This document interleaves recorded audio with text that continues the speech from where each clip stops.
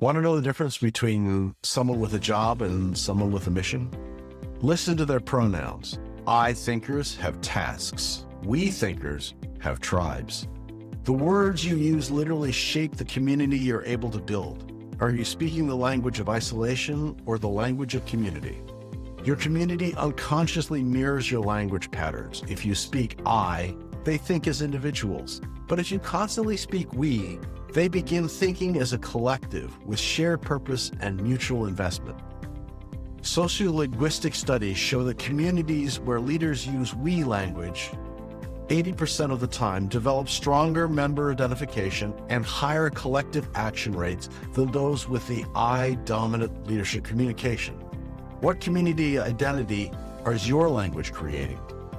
The individualistic language trap prevents communities formation by constantly reinforcing separated identities rather than collective ones, ensuring people remain loosely affiliated with individuals rather than tightly bonded like tribe members. Organizations where I language dominates experience lower resilience during changes and weaker mutual support networks because members never develop the we identity that transforms coworkers into comrades.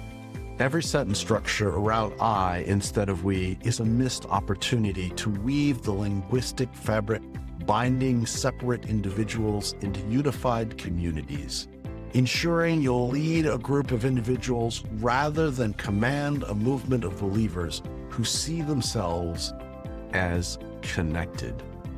I get kidded about this all the time.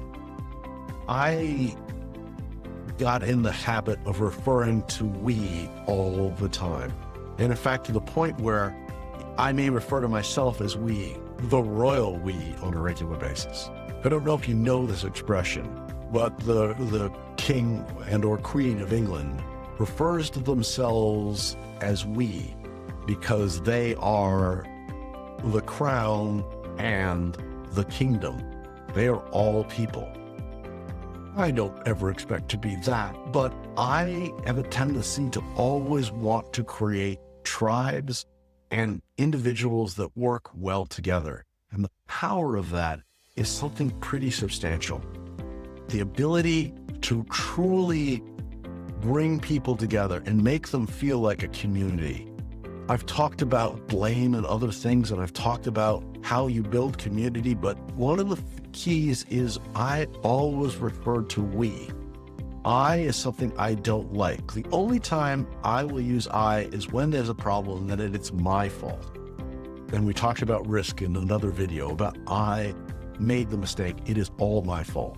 But in the powerful way that we look at this, you're looking at changing just a simple word to bring us all. We believe we are the people. If you're in the United States, that should ring a bell. The alienation and the segregation of communities is becoming more and more prevalent. As we work alone, as we work virtually, there is the communities that are dying and disappearing. Therefore, the conscious effort and the simple way of just using we instead of I brings people together, makes them feel like they're part of the group, and also recognizes that there is a greater way of being and doing. So as you go ahead, change your language a little bit. Continue to use the we as you talk about the organization. And every time you talk about a higher goal, a greater point, a great movement, a way forward and a need, use the word we. Instead of I believe, we believe in this.